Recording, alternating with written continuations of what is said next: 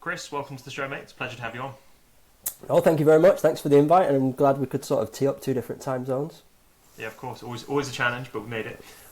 Just to begin with, just in case one of our listeners is just discovering you, can you kind of walk us through what you do and a little bit of sort of background spiel on, where you've been through to the current day? Yeah, okay. So I'll give you the short headline first. I guess my name's Dr. Chris Bramah. I am actually a physio by background, and I have a PhD in biomechanics. So my day-to-day role is a mixture of working research, looking at the use of biomechanical technology for sports-related injuries, and primarily things like hamstring injuries, Achilles problems, ACLs. I also work clinically at the Manchester Institute of Health and Performance. So within my clinical role, it's quite like a unique role in the respect that I get to play with really cool kit, and in particular 3D motion capture, to try and use that to inform diagnostics around rehab planning, performance enhancement, and return to play assessments for various different athletes of all levels, from like professional football to Olympic-based athletes. And then I still keep a hands-on role where I do a couple of days a week clinically, where I work with a lot of complex cases and try and deliver rehab basically for primarily track and field-based athletes.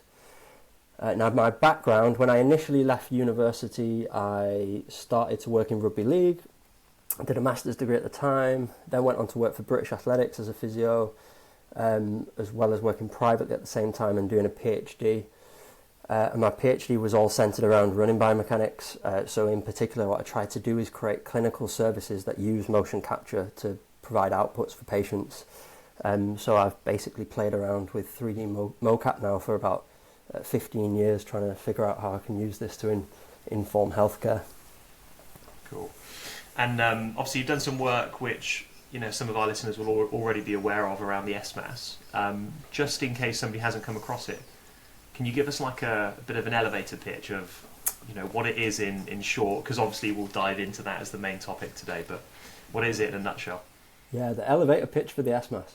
Okay, so the SMAS is the Sprint Mechanics Assessment Score. And in effect, it is a qualitative scoring tool that allows you to rate the quality of someone's sprint running mechanics in field in a really quick and easy fashion that is designed to help inform, I guess, injury risk mitigation practices, injury rehab, and maybe performance enhancement. But it's really easy to use, and the idea is that it can move us away from the need for complex technology and hopefully give us all a better coach's eye. Cool. I can tell you've given that spiel a few times. Very nicely done. We know running mechanics are important from both a performance and an injury risk perspective, and I like that you use the word kind of risk mitigation there.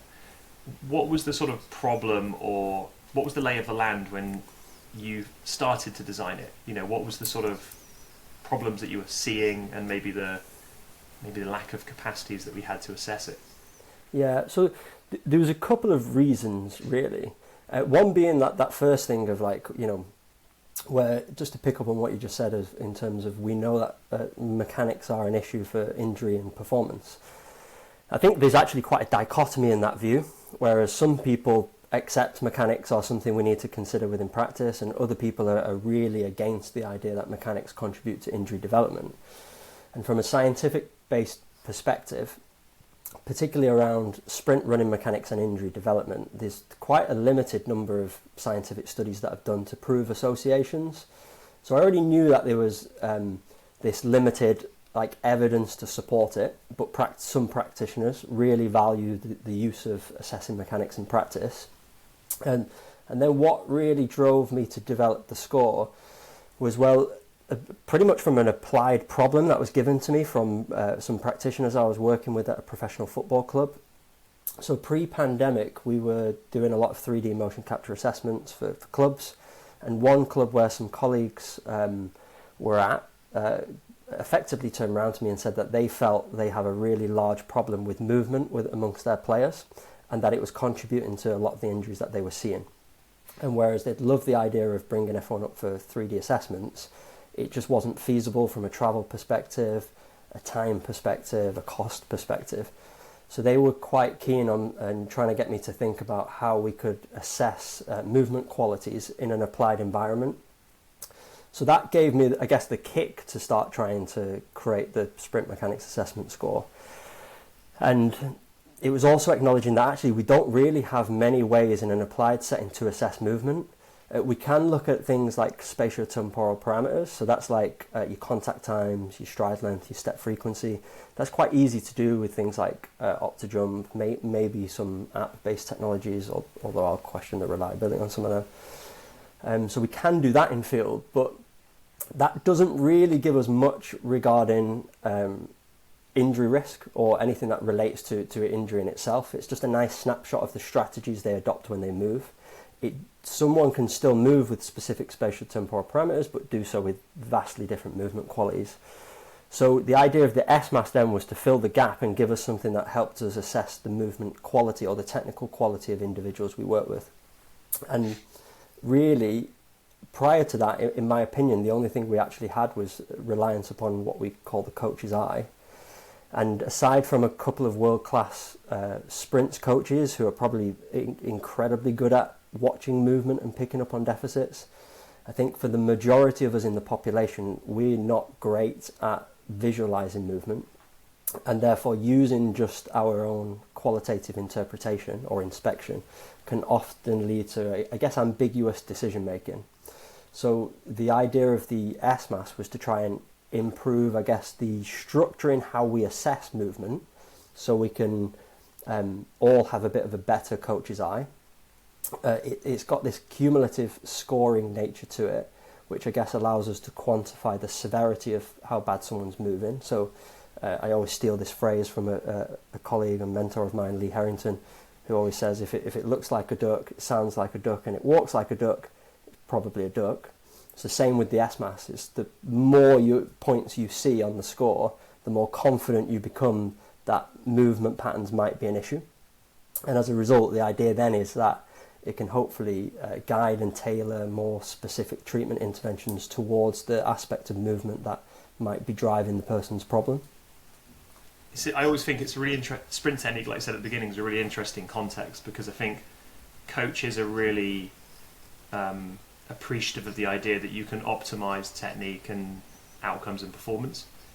I think physios have a much more sort of binary pendulum that we swing, don't we, where you've got people that say technique doesn't matter, and doesn't matter as long as they're not in pain, and then you've got the other end of the spectrum, which is much more mechanical.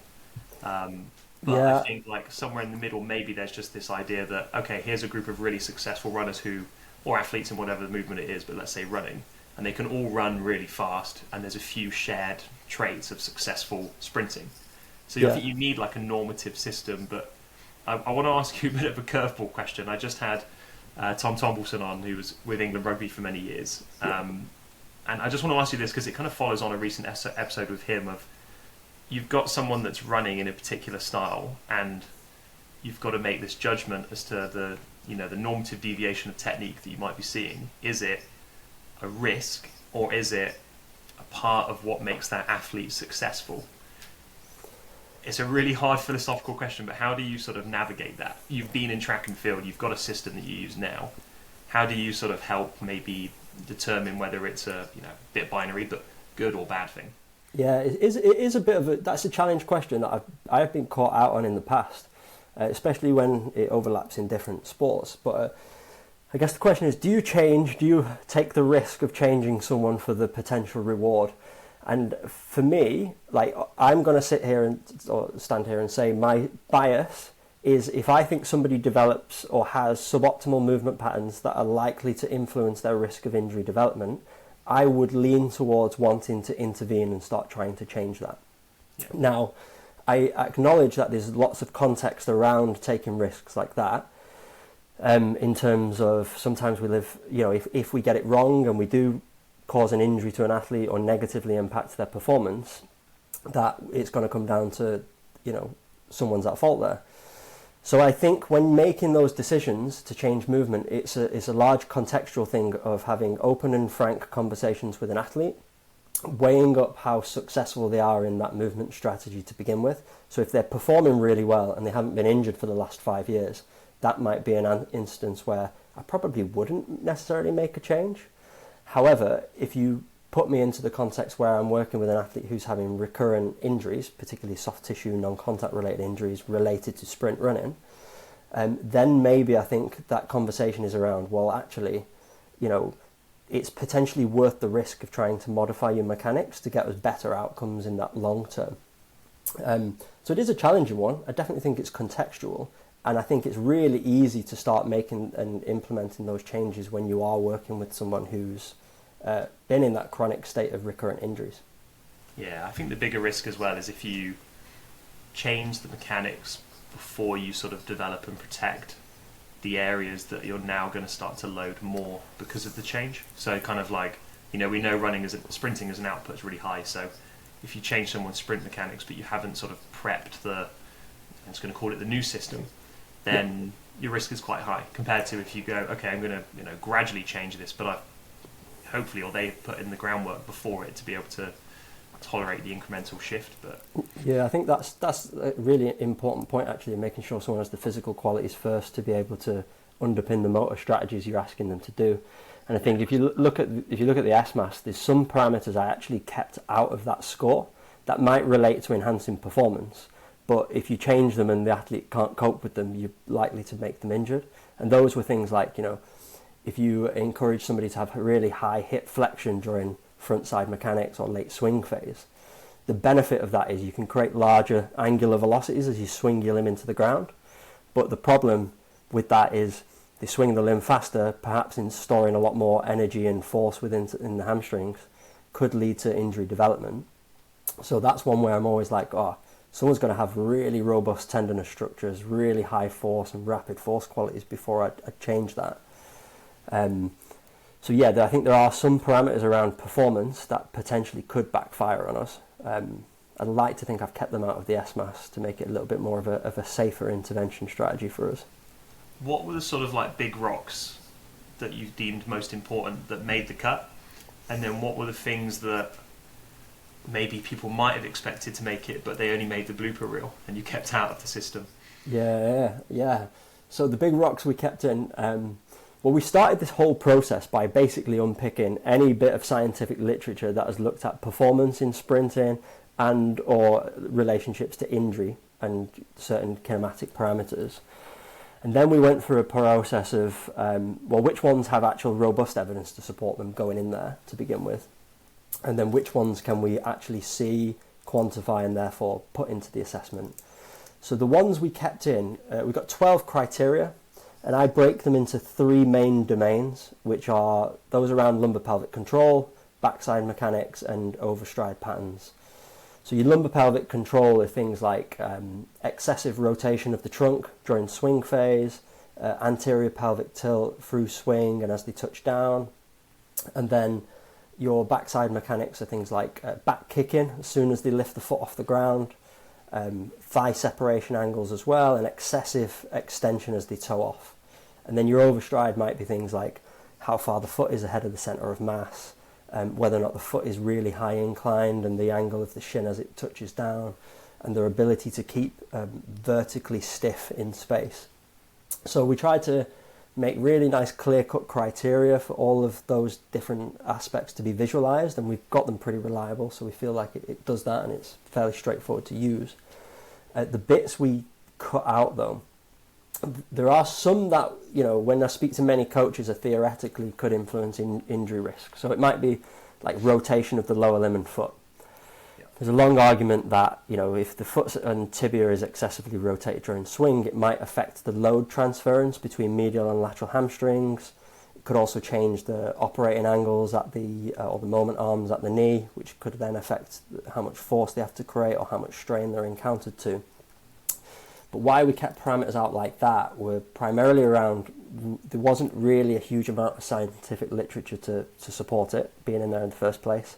And then the reliability aspect of being able to look at them and judge them as well was quite difficult. Other bits were how plantar flex the foot is during the swing phase. Now that's a research element that I think it would be fantastic for someone to study, because my bias is that I want to see somebody be able to dorsiflex their ankle during swing, and my like mechanistic thought process is that that dorsiflexion will help to pre-tension the calf, which might give the calf a bit of a roll in also decelerating the shank during late swing. And if you've got someone who's really toey as they swing forward, it's perhaps going to reduce calf contribution, increase hamstring. So those are a couple of parameters that could have been in there. And again, like the ones I mentioned before, is like having big thigh angles in swing phase was one that theoretically performance is quite nice. But from an injury context, I think if you don't have sufficient range at the tissues, and we ask people to experience like really big thigh separation during swing beyond what they're actually capable of doing, rather than reduce strain, we're going to really increase it on tissues, so we do run a big injury risk there. So those are some of the ones. I could probably list a million and one for you, but I'll keep you here all night if I do. Things like shank and foot mechanics. Is the sort of lack of evidence there because it's really hard to capture those things sensitively in a lab, in terms of like the margin's quite big because the segments are quite small? Yeah, I think for a lot of those assessment methods, there's really quite a lot of noise in that type of data anyway. So if you think about, if we're to look at rotational movements of the shank during swing, as soon as you move fast on 3D mechanics and try to look at the transverse plane, the markers that are often used to track those limb segments, they can be subject to a lot more what we call soft tissue artifact, whereas the twisting of the soft tissues allows the markers to spin. So it gives you like artificial rotation in the system, which is simply just due to measurement error. So it makes it really challenging to get an accurate estimation that you can compare with people for rotational movements, just because that measurement error is so big. I think as well, especially at the foot and ankle when you're in a lab, when you look at things like dorsiflexion, things like that, you're looking at an assumption of dorsiflexion. Do you know what I mean? You're looking at where you believe the markers should be, and the difference of a few degrees is, it can magnify quite big with markers. Yeah, well, this is my issues with technology. And again, another reason why I came to actually get really embodied in this whole process of creating this assessment score was one of the bits I've not really mentioned to many people, is during the pandemic, we decided to revamp the lab, the 3D lab, which basically meant digging up the entire room. We have a really big room, so it required us digging the whole thing up, moving force plates around, embedding them in the track, embedding them in the grass. And when we were then trying to like reset up the system and recalibrate it, only when you go through that process and you assess things properly do you realise how easy it is to introduce measurement error into the tools that you're using. And when I get asked on a daily basis of like, okay, has this person changed, and is this person fit to return to the next level of what we want them to do training wise, if you've got measurement error that's influencing your judgment, you're no better than just like flipping a coin and just having a wild stabbing guess at whether or not this person is going to be ready to go back. So knowing that those errors are in 3D systems anyway, I was kind of like, right, I really feel we need to structure some of these applied testing methods a bit better to kind of take the noise out of what people are doing in a practical sense. If a lot of what you've sort of said is talking around what made the cut, what didn't, why it's in there, how does the actual system work in terms of, can you walk us through the sort of workflow of how someone conducts the system? Yeah, so basically, using the sprint mechanics assessment score, all you'd need to do is you need to just get a slow-mo video of somebody sprinting past you. I tend to want them during upright running for that, so I would usually use the 25 to 30 metre mark, and I'd stand midway, probably about 9 metres, 7.5 to 9 metres back, so you get a really nice snapshot of them just running across your screen. Then once you've got that, you can play it back and you rate it against each of these 12 criteria that we have. You score a person 1 point for the presence of each of a specific mechanical feature and 0 points for the absence. The more points they have, so the closer they get to 12, the more suboptimal we could say that their movement patterns are, and therefore the more likely they might be to create a problem. The specific phases then that you'd look at are really straightforward. So we freeze them at toe off. So the moment that the trailing leg is about to leave the floor, you freeze them at that point, and the criteria I want to look for is that leg extension. And it's a simple question of, does the trailing leg look like it's at 45 degrees or more with an excessively extended or fully extended knee? If yes, great, they get 1 point because it's classed as I guess, an over push, and what Ralph Mann would have originally described as constituting backside mechanics. The next phase then is taking them to maximal vertical projection. So it's basically the peak of the flight phase. And the way I always do that is I basically would take them from toe off to initial contact, find the middle frame, and just use that in that swing phase. And there I'm looking at, okay, are they back kicking? And I categorize that as just the heel of the trailing leg lift above the knee or above the calf. Are they excessively rotating? So you usually see this or depict it by really big angular arm movements where you can pretty much see the armpit on both sides of the body. And have they got excessive anterior pelvic tilt?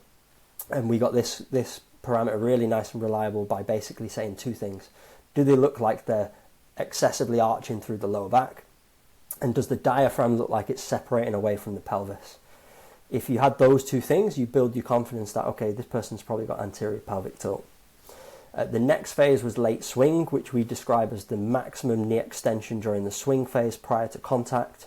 And there we're looking at thigh separation. So basically, is the knee of the trailing leg behind the glute? If it is, yep, excessive back thigh separation. And then at touchdown, we look at, are they leaning forward too much? So more than 10 degrees. Have they got anterior pelvic tilt at that phase? Have they got excessive thigh separation again? But this time you say, is the knee behind the back rather than the glute? And then on that lead leg, you're looking at, is the foot ahead of the centre of mass? And I categorise that as, if you drew a line from where the foot touches down to their centre of mass, could you fit another foot in that gap? If you could, yeah, it's excessive. Is the shin extended? So basically the lateral ankle, can you see their ankle ahead of the knee? And is there really big air time underneath the toes, which would be high foot inclination? And then finally, we move to mid stance, where the foot is directly underneath the hips. And do they look like they're just sinking from contact to mid stance with their pelvis? Does it look like it's dropping? Do they look like they're sat down? Or do they look like they've got really excessive knee flexion angles? If you've got those criteria, you'd say yes for that. So it's really simple. Once you've done it a couple of times, it literally takes you 90 seconds to score an individual. And the bigger the score, so usually what we say is if you're scoring 6 or more, we start to think that that's a bit of a problem. And as I mentioned a bit ago, you can then subdivide those scores of actually asking yourself, okay, well, where are they scoring the most? Are they scoring the most in lumbar pelvic control, their overstride, or their backside mechanics? And by doing that, we can then start to think, right, well, if I'm strapped for time as a practitioner, where am I going to direct my movement interventions towards, or my physical interventions? Which one of these 3 features? I'm wondering if we can go through a couple of case studies, kind of applying it. Obviously, sensitive, you don't need to mention names, but maybe one example where you've been able to score someone using the SMAS and then maybe make changes interventionally, and then they scored more, in a more productive way later on. And then maybe another example which might be more related to rehab or injury, where you've used it as part of that process. Yeah. Well, so there's quite a lot of those different types of case studies. I can definitely think of a particular footballer who I saw a fair few years ago now, probably like just at the start of the pandemic, who had recurrent soft tissue related injuries. They weren't around hamstrings, they were all around soleus based muscle injuries, lots of tendinous type components. I've got those video examples, but effectively when they came to us with their club, their physical quality assessments were always ticked. So peak plantar flexor force in both standing, kneeling and bent knee positions were way above normative data sets and way above average groups. But this person was having recurrent injury after injury. So it was kind of felt like their movement patterns, off the top of my head, were I think around 7 out of 12 on the sprint mechanics score. So they had classic overstride, backside mechanics, forward lean, and an anterior pelvic tilt. So from my perspective, I was like, right, you've ticked the physical quality element, you've worked them, but we've got really considerable motor deficits. Let's retarget interventions towards there.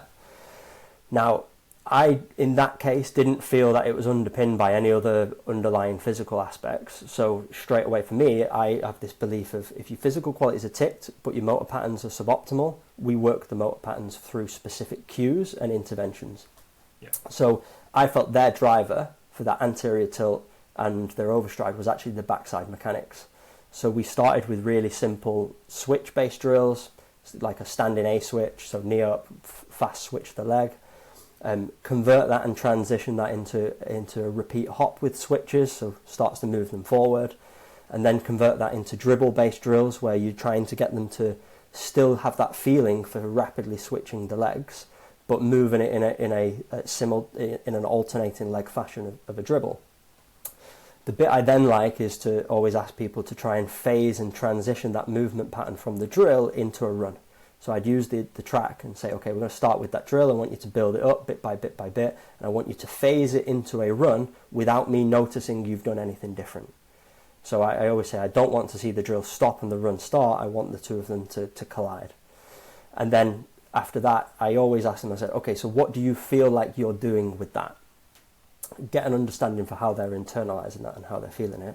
And then I literally strip all of the drills and go, okay, I want you to perform that in a run now, taking those same mechanics into practice.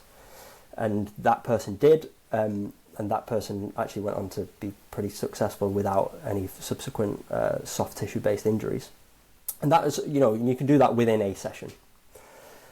Then we've got other examples which are around like performance aspect, where I've got a 400 meter runner who had a history of hamstring based injuries, but also the performances were, I guess, somewhat mediocre.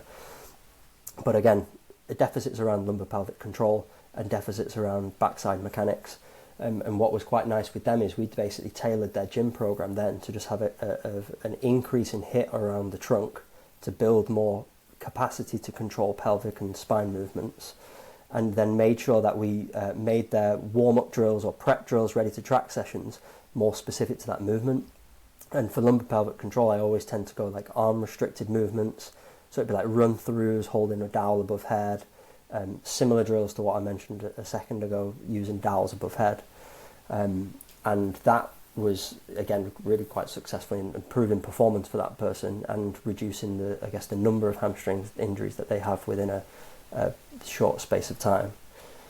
And then I guess my final example of how it's being used is there are some clubs that I've worked closely with who, again, acknowledge movement is a thing and something that they want to address, also acknowledge that they have limited time available to do that. So they've used the SMAS to then bucket players into those subcategories and then tailor those warm-up and gym-based interventions to each of those groups of players. So rather than thinking necessarily that they have to treat everyone as an individual, which is idealistic thinking but not necessarily practical, they've been able to go, okay, well, we've got a group of people here who can't control spine and pelvis, so they get these additional add-ons to their gym routines and additional movement prep before pitch. And they've done that into those three buckets.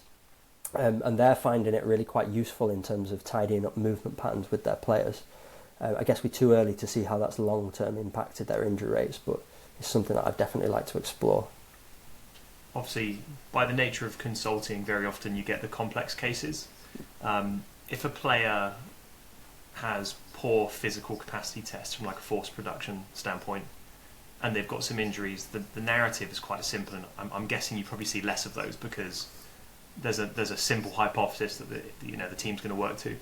When you've got those players where strength capacities are really high and therefore good, if we're really simplistic, but repeat soft tissue injuries, are those the sort of players that you end up seeing quite often because they've got maybe outstanding strength scores that the team's happy with, but repeat injuries? Yeah, to be honest, I think that is the majority of the injuries that we're now seeing for recurrent-based injuries are those that are actually got really good physical qualities, but still getting recurrent injuries. And I think this is largely because the historical element of we know certain numbers we want to hit with players in a gym-based environment, so all of us have pushed those aspects of things. However, my belief is that there's only one side of the coin in terms of what contributes to injury. So, if you think strain, capacity being your physical qualities, and applied strain being like your movement patterns and your exposure to sprint-based workloads. What we've all got good at is just working the strain capacity and the physical qualities, and perhaps neglected the other areas of motor patterns. So we are seeing a lot of those, and I have loads of cases where, you know, I have some really nice research-based data that shows we've got players who are getting injured with way above average strength-based scores for hamstrings, but movement qualities are far poorer than average. So yeah, we see them, and there is a need for physical qualities, right? But I just think it's the multifactorial element of we've got obsessed as a nation with data and hitting numbers and particular targets. And often that can take us away from looking at the big, broader picture, where it's not just about like the tissue-specific strength of a hamstring or a quad, for example. It's also about other factors such as the movement, their workloads, their fitness levels, their even proximal and distal qualities like trunk strength, endurance, calf and reactive strength qualities. I think only when we get a holistic picture of all of those different aspects can we start to really direct appropriate interventions. And too many of us, I guess, probably influenced by the science, are just focusing on that isolated tissue. Yeah, and I think it's kind of a little bit like what we were saying earlier about, you know, protecting the system before you expose it. And I think the metrics that matter, as in the ones that we can easily collect, that we all habitually gravitate towards, are looking at local or intramuscular force capacities. But then the risk is when it's intermuscular and it's more complex.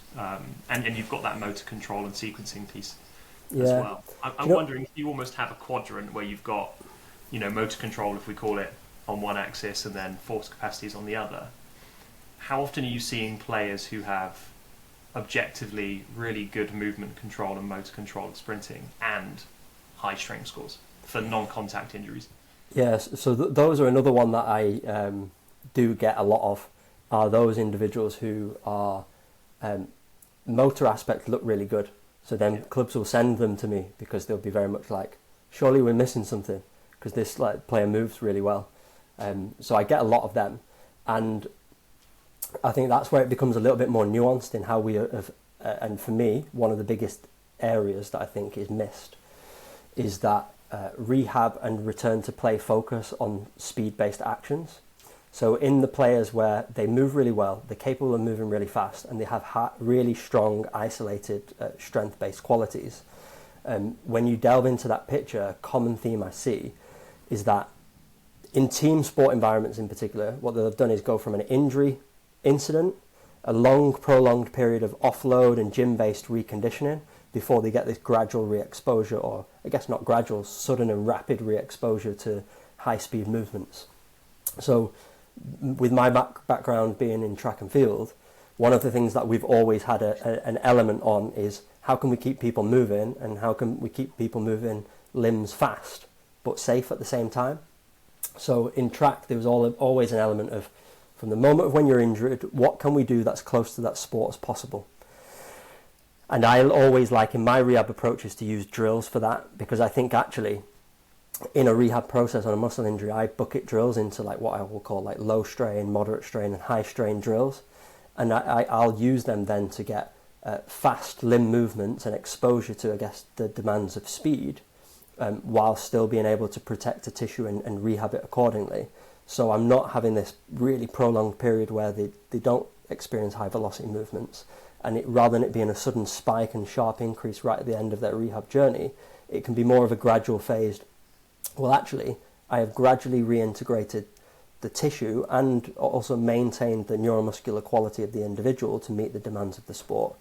Otherwise we too often get that case of they move well, they had a hammy injury, they're offloaded for 12 weeks, they come back and now they've got a calf-related injury. And it's just a bit like, well, yeah, they've not done any sort of reactive or elastic movements for 12 weeks, now the calf is deconditioned.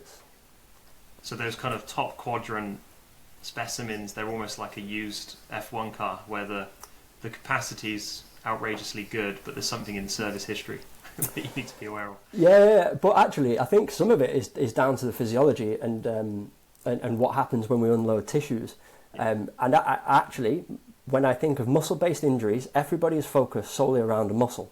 So we recondition a muscle, we train a muscle, and this is largely based on the sarcomere popping theory, right? And that is a theory, and that sarcomeres are the result of injury development. But the majority of injuries that we see are now becoming at the musculotendinous juncture or at the actual tendon itself. And therefore, I don't think that those same classic approaches to just strengthening a muscle in a gym are necessarily giving us the same adaptations on a tendinous tissue and a muscle tendon junction level that we get from exposure to those specific movements. I mean, I'm obviously that's not my field, and physiologists can be like far better than I am on this, but when I have looked, I see limited amount of literature that looks at adaptations to the MTJ following strength-based or ballistic-based movements. And of the available literature in animal studies, what we do know is that you unload someone, those tissue qualities decondition very, very, very quickly. And that's effectively what we're doing in a lot of rehab settings, is we're unloading elastic tissues. Do you think there's any sort of, as an example, like calf and Achilles were really good at thinking about the tendon? Mm. Is there, and I think hamstrings are very good at thinking about muscular-based interventions and how we load the muscle tissue. Is there anything that you think we can borrow from other common sort of MTJ or MT areas where we could apply that to hamstrings, even if it's to like the parameters of how we guide an exercise? Oh yeah. I think there's lots of fantastic research out there about how tendons adapt to specific loading environments and loading principles, and we know that they like a magnitude of strain that is pretty high, and loading that's really of high intensity. So I think really what we should be doing is actually thinking, okay, what's the type of tissue that's injured? What's the type of tissue that's damaged? How am I going to get specific adaptations to that tissue as well? And the failings are thinking that a one exercise fits all type program works. And also sometimes, I mean, I've even been guilty of teaching this to students in the past, where in a rehab process we go from a phased increase in demands, so from like work endurance, work capacity, work strength, work hypertrophy, then go through to your real explosive rapid force development. But I think in tendon-based literature, we know that to get it to adapt, once it's safe to load a tendon, we want to be putting it through as high a load as we can. And that, for me, is about taking positions and magnitude of loading and trying to integrate that in our program using a variety of different methods. Yeah, really good. I'm wondering, is there any sort of like common or current limitations that you come across, either from an academic perspective or things that coaches in the field believe are maybe a limitation? I know you will have defended this academically, so I'm sure I'm not offending you by asking this question. Oh no, you mean limitations in screening movement? Oh, there are a lot of limitations, right? So firstly, the reliability aspect of this scoring itself. When we did it, we had a training day, so where we developed consensus opinions of what we were scoring. So if we were going to score between individuals, we needed to establish that we were like in agreement of what those shared criteria are. And we went through a process of watching videos, scoring it, discussing what scores we had given before we even went into the reliability aspect. So unless you do that, if you plan to use this type of score between different people, you're probably going to get two different sets of results. So really, you should be training individuals on it first of all. The second aspect is parallax error. So if you don't position your camera right and you want to try and get like a nice snapshot of somebody at an angle, well, the angle will lead you to incorrectly perceive limb positions and therefore incorrect scoring. So you kind of want to get them right in that window where you know you're not going to get a parallax error there. And then the other limitations are that, well, we've not established true validity against 3D. JB Murrin, and he's got a soon-to-be PhD student, Simon Crespow, who's currently working on validity and will be hopefully presenting some of that data at Isokinetics conference, which would be nice to share with people. But ultimately, it's like what it's giving us is just that first initial coach's eye. So it's still not going to give us those subtle deficits that we can get from motion capture technology, but is a step for us to use something in an applied setting, first of all. So I'm not going to say it's like the thing that will solve the entire world. It's not the perfect movement assessment, but it certainly gives us a lot more structure to anything else we've been doing in applied environments. And it's not going to take away from 3D, so hopefully I'm still probably going to be very busy in a 3D sense. I'm sure you've been asked this, I'm sure you get asked this on a weekly basis. There's a host of digital products that use AI to now do reporting, mostly around things like step frequency and things like that, and I have no affiliations with them and I see the value in them, but agnostic of them individually, the options out there. Is there any sort of AI reporting that could be applied to this? And I'm sure that's a common question for you. Yeah, well, okay, so in the My Jump Lab app, the Carlos has nicely integrated the SMAS so people can use it, but it still does require you to like freeze the frame yourself. It's not like entirely AI, but is more of a structured app-based approach to your assessment. In terms of, you're literally leading me on this path of discussing AI technologies, and I think we're at like a really scary time point in society and in sports science technology, where the advent of apps that are giving us really quick access to data, I think runs the risk of us, rather than being more informed than ever in our testing, potentially being more misinformed than ever. Because with the desire to make money, a lot of companies are flooding the market with different technologies. And what they haven't necessarily done is shown the scientific data to support the validity of its use or the reliability of its use. So I think what we have to be careful of as practitioners is what we are using to make assessments or to have assessments with athletes we work with, and how accurate that data actually is. Like, my opinion, it would be that I would first of all like to see reliability and validity data from these things, but I've not yet seen it. And then my second thing is, like, we work with Qualisys motion capture, and I know companies like that have spent, they must have spent millions in developing their markerless technology, yet it still requires multiple camera systems to be able to like deliver the assessment.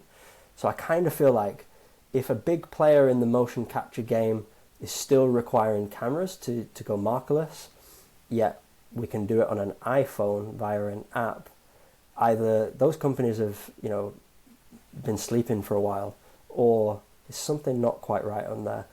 So I think it's just really important for us all as practitioners to just really scrutinize the methods more than ever. And I hate to be a geek and say scrutinize the methods, but I do think that is really important to do. Yeah. No, I appreciate that. I've taken a lot of your time and I've bombarded you with questions that I wanted to know the answers to. Where can people follow you and track what you're up to, but then also I guess your work too with that? Yeah, so I guess social media networks, I tend to be fairly active in terms of responding to things if I'm tagged in a conversation or if it's an interesting conversation that sparks my interest. So things like Instagram, less so X now. I'm not as active on there anymore. I'm not going to justify why. I think we all know that. Occasionally LinkedIn as well. So you can basically find me via @ChrisBramah on those things. Or if you just reach out and message me, I tend to engage because as I said, I'm a biomechanics geek, so I love the conversations about how we can inform applied practice of using sports science technology, really. Cool. Well, it's been great to chat to you and really nice to geek out with you on your work and sort of get a bit of a, lift the lid on it as well. So thank you for coming on, mate. No, thanks for inviting me on.